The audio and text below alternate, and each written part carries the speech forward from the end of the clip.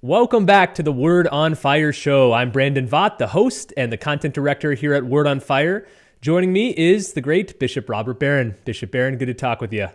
Hi, Brandon. I'm not sure how great I am, but always nice to see you and talk to you. Well, I call you the great bishop, and you recently had the chance to perform one of the very important functions of a bishop for the very first Yeah. time. After 3 years of being a bishop, you finally ordained your first priest. Tell us about that.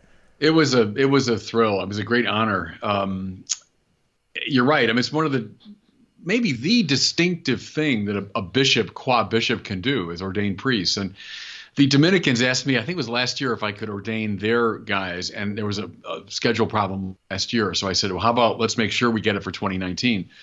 So I went out to Catholic U, my old stomping grounds, and stayed with the Dominicans, their house of studies. And then on Saturday, had the great privilege of ordaining 6 wonderful young guys. I had dinner with them the night before, so I had a chance to meet them and talk to them, and very impressive young guys. And what a thrill it was. I mean, that great basilica, which I know well, graduated twice from that basilica, went to Mass there all the time when I was a kid, and to preside there as a bishop. And and I've attended, 100 priest ordinations over the years, but it's different when you're actually doing it. And I had a wonderful MC, a master of ceremonies, who, kind of walked me through and just stood right there. Now sit down, now stand up, now put the hat on, and now you're doing this, because you don't automatically, what comes next in this ceremony.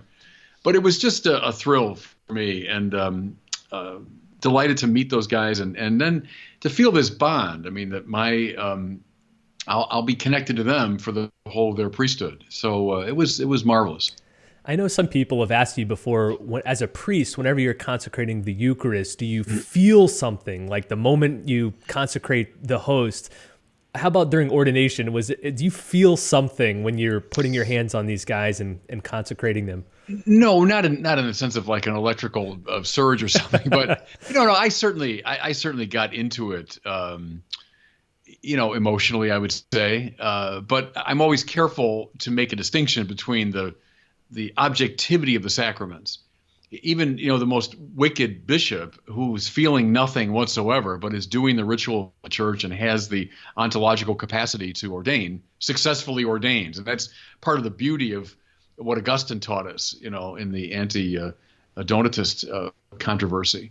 So no, it's not like it's dependent upon that. Like, if I don't feel a rush of enthusiasm, they're not really ordained. That's why the church, and I'll make a maybe somewhat provocative remark here, but we've never liked the hyper stress on what Ronald Knox called enthusiasm. In some Christian denominations, there's a great stress upon it.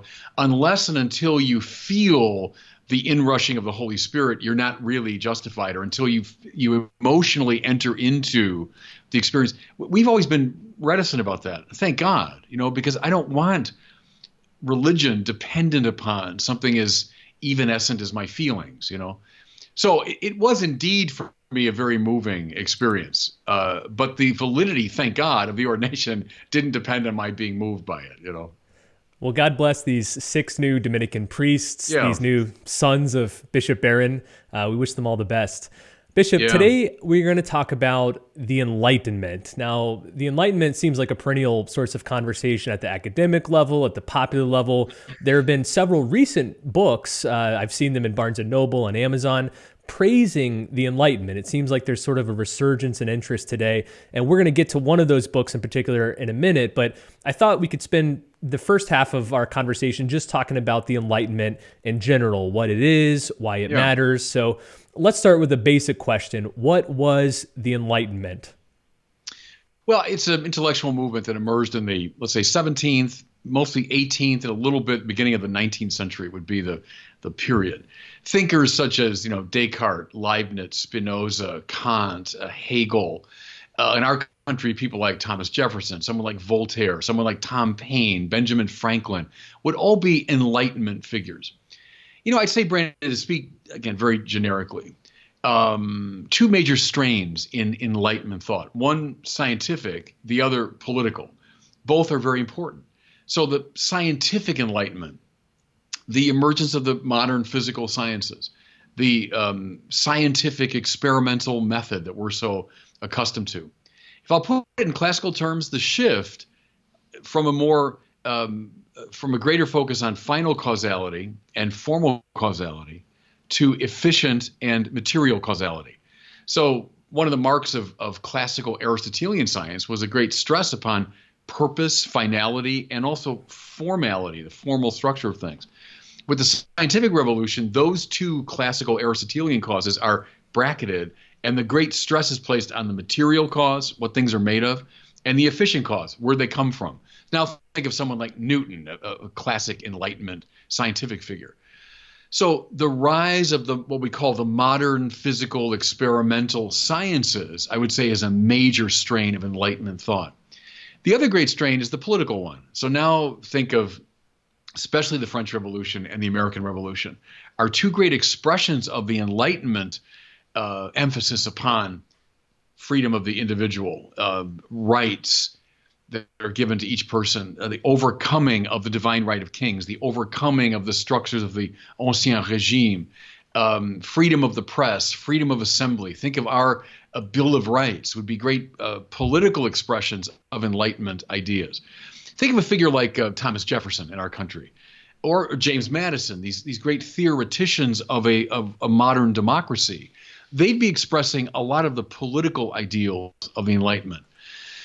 Go back to maybe the greatest philosopher of the Enlightenment, Immanuel Kant, who has that famous essay, What is Enlightenment? Right? And he defines it basically as moving out of our intellectual kindergarten. So he thought the human race had been for too long in a sort of childlike under the tutelage of authorities. And therefore he said, dare to know, sapere aude, dare to know on your own terms, scientifically and politically. That to me kind of sums up a lot of the spirit of the Enlightenment. That's, again, a really quick characterization. I know early on, the Enlightenment caused a lot of friction with the church because the Enlightenment placed the stress on what we can know and discover through the light of our own reason. Let's not rely on these old dusty institutions and authorities to tell us how to live and what to believe. But how did the Catholic Church respond to the Enlightenment and to some of these figures you've mentioned? It's a very, very complex and subtle question you're raising. It's easy to say, oh, the church was just against the Enlightenment. And there are indeed a lot of church statements that would run counter to Enlightenment principles. Now, think, for example, of the First Vatican Council, which has a lot to say about types of rationalism emerging from the Enlightenment. So clear polemics against Kant and his school, Hegel and his school, and others. The revival in the wake of Vatican I of classical Thomism was seen as an intellectual response to a lot of the philosophical movements of the Enlightenment. So there is indeed that. The church from the beginning was reticent about the Enlightenment. However, it would be simplistic to say the church simply stood against it. Because I would argue, Brandon, and this is going to take us maybe too far afield, but both of the strains that we're talking about, the scientific and the political, do indeed have roots within classical Catholicism. See, one of the marks I think that's negative in the way we appropriate Enlightenment is we tend to believe the simplistic myth of origins, right? That in these two great strains, modernity emerged out of a great struggle against religion. So there was religion standing for this old, stodgy Aristotelian science, and the great scientific figures, paradigmatically Galileo, right, who are now emerging from this terrible intellectual oppression. Now go to the political side of the equation. Modern political freedom and democracy and overcoming the Ancien Régime was against the resistance of the church. Some truth in that characterization, yeah, some truth in it. But it's not the whole story. Because both those strains, as I said, can be traced to a degree back into the classical Christian arrangement. As I've often argued, you and I have talked about this, the modern sciences emerge precisely out of a Christian thought matrix. The great early scientists learned their mathematics and their astronomy and their physics precisely in church-sponsored universities. Now, was there something really new about it? Yes, there was. I don't want to underplay that. But the myth that there was this great twilight struggle between the old and the new, that's way too simplistic. Thinking, too, of around the time of Galileo, the number of priests, especially in the Jesuit order, who were deeply involved in the emergence of the modern sciences. As I've often argued too, look at almost all the major early scientific figures. They were all religious people, and not just sort of in a trivial or superficial way, but they were deeply involved in religion. So that. And just a quick remark about the political side. Many draw attention to people like Robert Bellarmine, kind of, you might say, an early Enlightenment figure in a way. Much of his political thinking sounds like Thomas Jefferson and sounds like the revolutionary figures of the 18th century. The so-called Whig Thomist tradition that finds elements of the modern political arrangements in Thomas Aquinas. So my point there is, I think it's a subtle game, a subtle story, and we should resist simplistic tellings of it. Let's fast forward 200 or 300 years after the Enlightenment is launched. Where do we see the effects of the Enlightenment today? Where do we see its lasting influence? Well, all over and in very positive ways. Who among us, honestly, would want to go back to pre-Enlightenment political arrangements? I wouldn't. I mean, I'm in no sense hankering for a monarchy in our country. I don't want to go back before we had a Bill of Rights. I don't want to go back before the Declaration of Independence. I don't want to go back before those arrangements. Those, to me, were enormously powerful breakthroughs of the good. And here I'd follow someone like Paul Tillich, the Protestant thinker, who said, just as in the ancient world, the breakthrough of philosophy was, in fact, a movement of the Holy Spirit. And Aquinas would say that. Thomas says any manifestation of the truth is a manifestation of the Spirit. So Tillich said the breakthrough of people like Plato and Aristotle and company, that was an expression of the Spirit. So I would say, in their best expression, these modern political reforms were very positive. And we rejoice today when a country throws off oppressive forms of political arrangement, when they throw off monarchies and unchallenged authorities and that sort of thing. When something like a balance of power and checks and balance are embraced, we say that's a good thing. So that's the Enlightenment. And then look, Brandon, here you and I are. You're in Orlando. I'm in Santa Barbara. We're on these magical machines. There's light illuminating me. There's a microphone in front of me carrying my vocal impulses somehow through a system of wires, and don't ask me to explain it. But here you and I are talking to each other. Well, thank God for the Enlightenment. I mean, thank God for the rise of the modern sciences that have enabled us to live infinitely more comfortably and successfully within the world. Our ancestors, not that many generations ago, were spending almost their entire day barely trying to survive. A tiny, tiny handful of people, we know them now as the classic authors, had the time and the leisure to produce something like the arts and philosophy and so on. Now that almost everybody can get an education at a high level, almost everybody has access to, look at through the internet, thank God for the Enlightenment, that we have access to almost all the information compiled by the human race. So I say it unabashedly, thank God for the Enlightenment in both its political and scientific manifestations. I would never want to go back prior to the Enlightenment.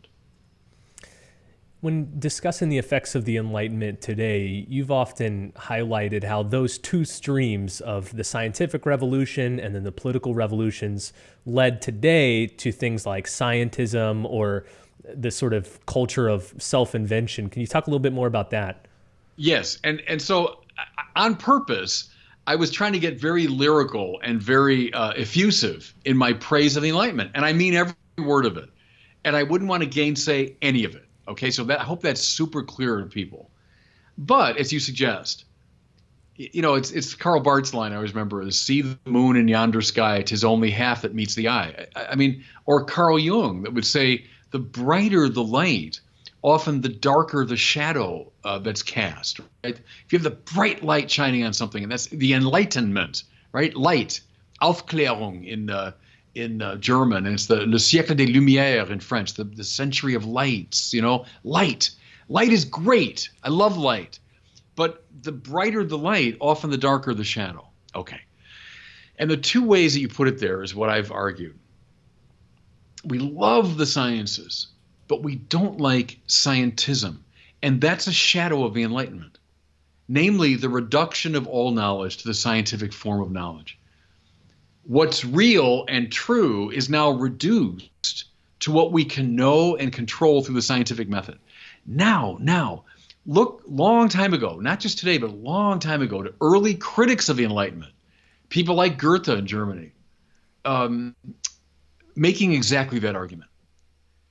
We stumble when we get so enthusiastic about the sciences that we overlook non-scientific but altogether rational ways of knowing. When we tend to marginalize or bracket or reduce the arts, the humanities, poetry, literature, philosophy, religion, maybe above all. What's often the great target of Enlightenment enthusiasm, epistemically speaking, religion, right? We got to overcome these old, superstitions. That's a shadow side of the Enlightenment. We want to approve everything that's positive about it, but also caution and over-enthusiasm in the direction of scientism. And then, as you say, what's the shadow side of the great move toward liberation and political freedom? Freedom and equality, you might say, are the two great values of the political Enlightenment, right? And for a lot of people in our country, that's what politics is about, is increasing freedom and equality. Okay, good, both of them. But what's the limit? The limit is I so valorize freedom and equality that I become the arbiter of good and evil. I'm free to determine who I am. I'm free to determine the meaning of my life. I'm free to determine all moral value. And don't press me because we're all equal. Don't tell me your view is better than mine. Don't tell me that I can't express what I, am feeling. That's the culture of self-invention, which I think is freedom and equality run amok. It's the legitimate expression of the Enlightenment politically, but now pressed to an extreme. Now, having said all that, welcome to the postmodern critique. So I'm not just speaking here as a religious person. Read all the postmodern philosophers. Modern here meaning Enlightenment, right? If you're postmodern, it means you're standing at a critical remove from the accomplishments of the Enlightenment, not gainsaying them, but moving beyond them to a critical position. And a lot of the work I did before I got drawn into church administration when I was writing books was precisely on that point. One of my books is subtitled Toward a Post-Liberal Catholicism. And I'm using liberal there as a equivalent term to modernity or the Enlightenment. Anyway, I'm bazooing a bit, but the two very positive expressions of the Enlightenment can give rise to two distortions. I mentioned earlier that there's been somewhat of a resurgence in interest in the Enlightenment, and several books have come out focusing on this. Probably the most famous one is Steven Pinker's #1 New York Times bestselling title, Enlightenment Now, The Case for Reason, Science, Humanism, and Progress. I know both of us have kind of spent a little time in the book. We haven't read it cover to cover. This isn't meant to be a thorough book review, but I want to use some of the ideas in the book as a launching point for discussion. So Steven Pinker is a cognitive scientist, a professor at Harvard, by all accounts, a very smart man. And in this book, he tries to make the case that the Enlightenment was a nearly complete triumph. The book, again, was an instant bestseller. The endorsements on the back are probably among the best I've ever seen. For example, Bill Gates said, Enlightenment Now is not only the best book Pinker has ever written, it's my new favorite book of all time. I don't think you get more enthusiastic than that.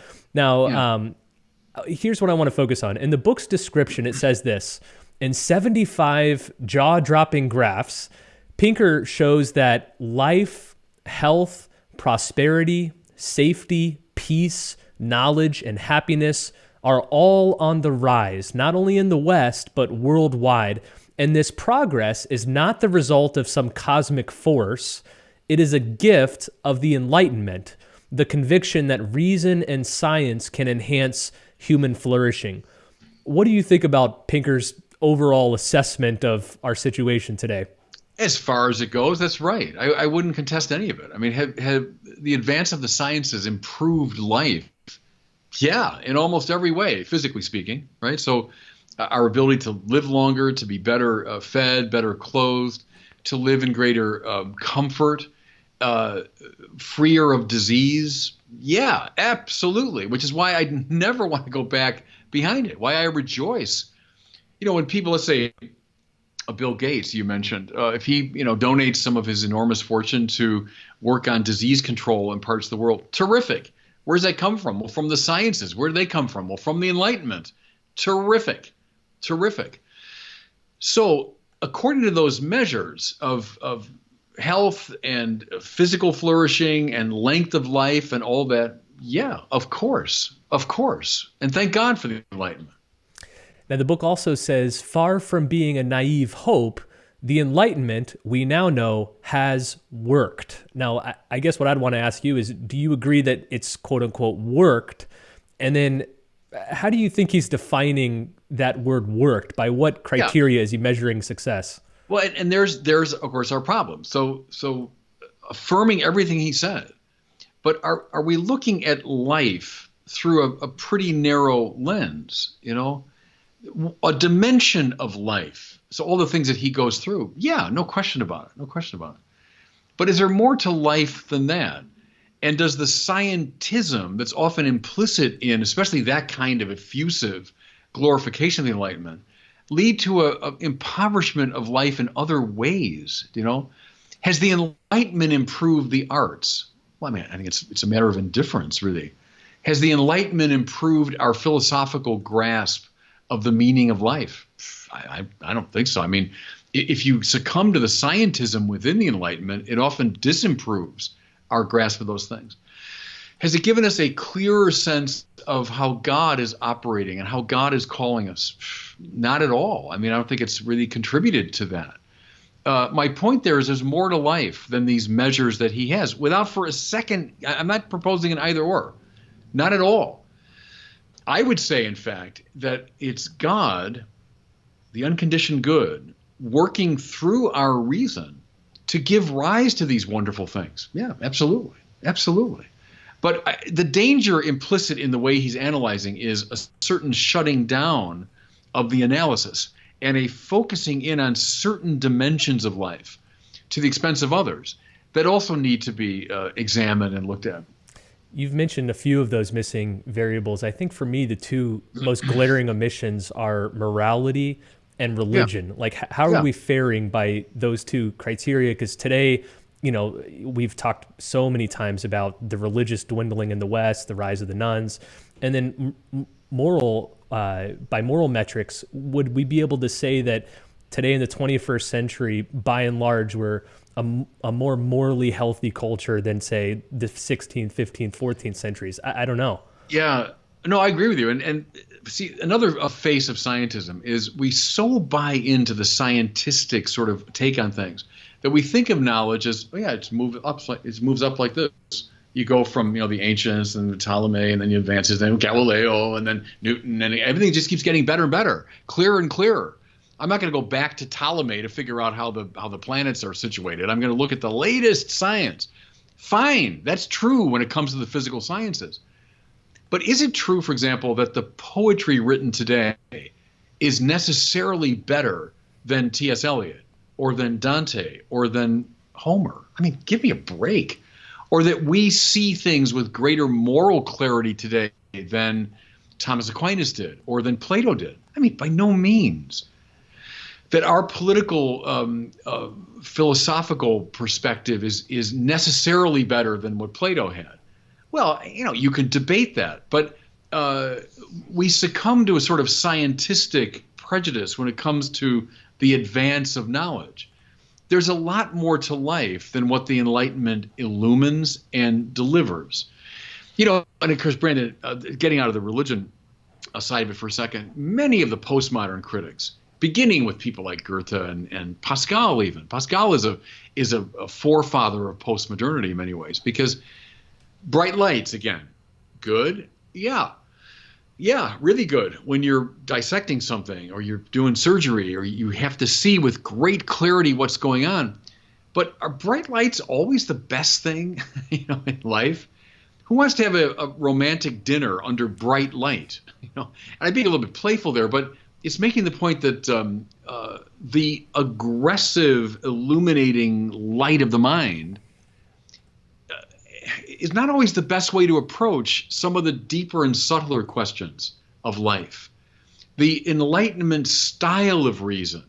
Now think of someone like Alistair McIntyre, whose justice, whose rationality? So you say, I'm a person of reason. Yeah, a type of reason, scientific, Western European, analytical reason. That's one type of it. It's not the same as Aristotle's reason or Thomas Aquinas's or that of postmodern thinkers. So it's all the things that are left ignored or unenlightened by the Enlightenment focus that become interesting.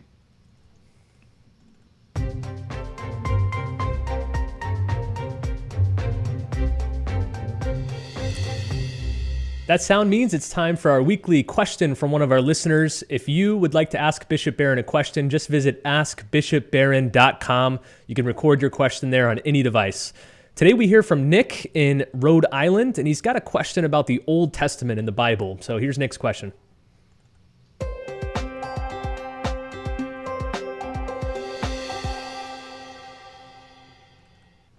Hi, Bishop Barron. This is Nick from Rhode Island. One of the things I'm constantly seeing Christians challenged on these days is the Mosaic law, specifically why Christians seem to adhere to the law for teachings on things such as homosexuality, but disregard other parts of it as no longer applying to us. How does the church decide which parts of the Mosaic law and other Old Testament laws apply to us today within the context of the new covenant with Christ? Yeah, good. In some ways, you give away the answer when you say the church, because, see, we Catholics don't hold to a sola scriptura reading, where it's simply the Bible alone, but rather it's the Bible as interpreted by the church, meaning this long tradition of reading and explaining and responding to questions. This process, by the way, going on even within the Bible itself. Think of how the New Testament appropriates and reads elements of the Old Testament. Now, let me give you Thomas Aquinas's resolution, which is kind of a classic one. Thomas said there are three expressions of law in the Old Testament. There's the moral precepts of the law, there are the ceremonial precepts, and the juridical precepts. The ceremonial having to do with liturgy and so on, juridical having to do with certain types of punishments and so on. Thomas says the moral law remains in place because the moral law of the Old Testament roughly corresponds to what we call the natural law. So when the Old Testament speaks about moral issues, that remains very much in vogue. Thomas says the juridical and ceremonial precepts are valid in the measure that they are anticipations of what will be fulfilled in Christ. So think of all of the ceremonial precepts about sacrifice and about priestly vesture and the way that the Jerusalem temple ought to be run and all that business. Thomas would see all of that as being taken up into the one great priestly sacrifice of Christ. So those don't remain in place the same way because they've been fulfilled and brought up in Christ. All it would see begs the question that you were anticipating, that it's the church as it appropriates and reads the Bible that makes those distinctions. But think moral law remains in place. The other two are valuable as symbolic anticipations of the Lord. Bishop, I remember as a Protestant really struggling with this question because if you don't have a magisterium, a church that can adjudicate these questions, if you're just playing with sola scriptura, it's just you and the Bible trying to figure it out, it's really hard to make those distinctions. So wouldn't this be a case where this highlights the need for some sort of arbiter? Think of even, Brandon, in the Acts of the Apostles when Peter resists the vision where all these animals come down on the sheet and all these unclean animals and the voice is take and eat and no, I'm not going to do that. But then the voice clarifies that these things have been made clean, etc. Well, that represents, if you want, this development as the early church was trying to appropriate its Jewish heritage. What do we do with all that? And someone like Paul, who's very clear about, no, it's justification by grace through faith and not by works of the law. Now, what did he mean? Seems to me he didn't mean that we're now abrogating the moral law. What he meant was a lot of these ceremonial and juridical precepts of the old law are not the means by which we're justified because they've been taken up into Christ. So see, Thomas, I think, is commenting on Paul there, but all to your point of the church adjudicating finally how to read these things. Well, thanks for listening to this Word on Fire show episode about the Enlightenment. A couple quick reminders before we wrap up. One is, I hope by now you've gotten your copy of Bishop Barron's new book titled Letter to a Suffering Church, A Bishop Speaks on the Sexual Abuse Crisis. Many people have signed up to get their copy or to order copies from their parish, and we invite you to join them. You can get one copy for free. You just cover the shipping. Or you can order 20 or more copies for your friends, for a group, for your whole parish, for just $1 a copy plus free shipping. All of the proceeds go to charities that serve people who have been sexually abused. So you can find out more and get your copy at wordonfireshow.com/letter. That's the website, wordonfireshow.com/letter. Finally, a shout out to 3 of our great patrons, John Starks Jr., Mark Hoagland, Sal Rangel. Guys, thanks so much for supporting this show. If you'd like to join them and help this show reach more people, just visit wordonfireshow.com/patron. Thanks so much for listening. We'll see you next week on the Word on Fire show.